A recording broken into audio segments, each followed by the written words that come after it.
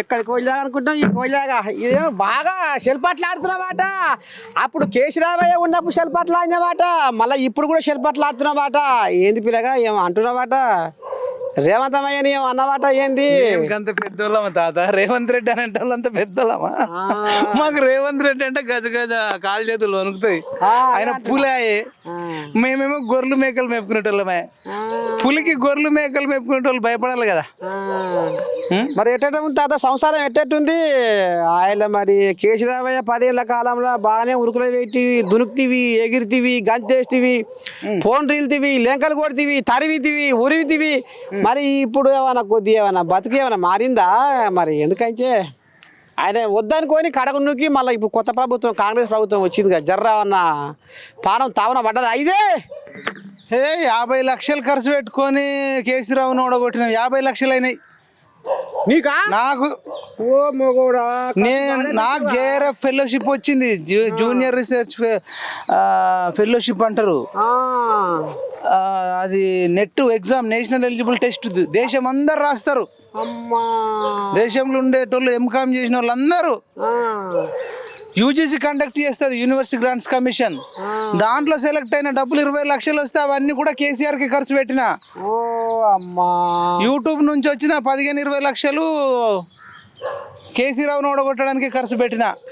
పిల్లగాడు సల్లాకుండా ఇచ్చిన 10-15 లక్షలు మొత్తం అంటే టోటల్ కలిపితే 50 లక్షల దాకా ఖర్చు పెట్టుకుంటే ఇవాళ దాకా మీ మరి ఉన్న కాడి దులుపుకున్నావు. మరి ఇల్లుగా తిప్పట్లాడతాడు నిన్ను. ఏం సంపాదించినావు, ఎట్లా బతుకుతావు, ఏంది ఏం కథ పొడుస్తా లేదు లోపడేగా. అందుకని చాలా మంది అంటారు ఏమై అప్పట్లెక్క కొట్లాడతలేవంటే ఏమని ఉంటాయి కదా. అంత పైకి తెల్ల బట్ట ఉంది తప్ప. ఇప్పుడు అనొచ్చి వాచ్ ఉంది, మళ్ళీ కవితలకి ఇది ఎంత వాచ్ అని ఒక గిఫ్ట్ ఇచ్చిండు ఒక ఫ్రెండ్. గడియారమా? నాకెవరు ఇస్తలేరేమే అమ్మా, మంచిదే పట్టావుగా. వాచ్ అనుకున్నావు. బయట దేశం గడియారమా? ఇది లోపలిదేనా, మన భారతదేశందేనా? ఇది ఎక్కడదో నాకు తెలియదు కానీ మా ఫ్రెండ్ రోషన్ అని అన్న తీసుకొని ఇచ్చిండు. మళ్ళీ ఇది చూసి మరి ఇదేదో గోల్డ్ కలర్ ఉంది కదా, గోల్డ్ వాచ్ పెట్టినావు అన్న. మళ్ళీ కవితలకు 20 లక్షల వాచ్ కాదు ఇది. మరి అంటారు ఊకుంటారు వాళ్ళకి ఎవరికి, అందుకనే ఇప్పుడే చెప్పు. కవితమ్మలకి 20 లక్షల వాచ్ కాదు ఇది, ఎంతనో నాకు తెలియదు. అవునట్టు మంచి ముచ్చట చేసావు. కవిత ఏదో 72 గంటల దీక్ష, బీసీలకు అన్యాయం జరుగుతుంది, న్యాయానికి ఉరి వేస్తుర్రు, ధర్మానికి ఉచ్చు పెడుతుర్రు. మరి పెడుతుర్రు. ఎవరు పెడుతుర్రా? ఎవరు పెడుతుర్రా అంటే ఇక్కడ బీజేపీ వాళ్ళు పెడుతుర్రట, కాంగ్రెస్ వాళ్ళు పెడుతుర్రట.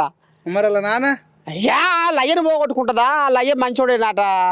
మరి ఈ రకంగా రాగం ఎత్తుకొని బీసీలకు అన్యాయం జరుగుతుంది, ఎల్లకాలం బీసీలు నోరు మూసుకొని పాదాల కింద పడి ఉండవలసిందేనా? వాళ్ళకు న్యాయం జరగొద్దా?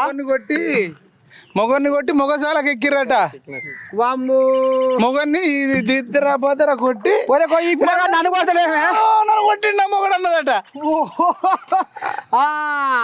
నీ ఏంటికి 34% ఉండే బీసీ రిజర్వేషన్, వాళ్ళ నాన్న 22% తెచ్చినప్పుడు మరి కవిత కేడికిపోయింది. అంటే తండ్రిని ప్రశ్నించదన్నట్టు. తండ్రి తప్పు చేయొచ్చు, తండ్రి మోసం చేయొచ్చు, తండ్రి న్యాయానికి ఉరేయచ్చు, తండ్రి ధర్మానికి ఉరేయచ్చు. చంపితే మా చేతిలోనే చచ్చిపోవాలా, మా తండ్రి చేతిలోనే చచ్చిపోవాలా. వేరే వాళ్ళు మోసం చేస్తే మేము ఒప్పుకోమంటుంది. గిది ముచ్చట. 72 గంటలు దీక్ష చేస్తాన్నది, 24 గంటలకే ఎత్తేసిర్రు. ఓని పాడైపోని ఈ ఆడదేవుని మొలతాడు దెంప, ఈ ఆడదేవుని మొలతాడు దెంప. ఆడదేవుడు కూడా మా కవితమ్మను పగబెట్టేనేమి, బువ్వ తినకుండా వచ్చిందట పాపం బిడ్డ. అంటున్నావు ₹1,00,000 పరుపు తీసుకొని వచ్చి కూర్చున్నది. ఎవరన్నా దీక్ష ₹1,00,000 పరుపు తీసుకొని కూర్చుంటారా? ఇదే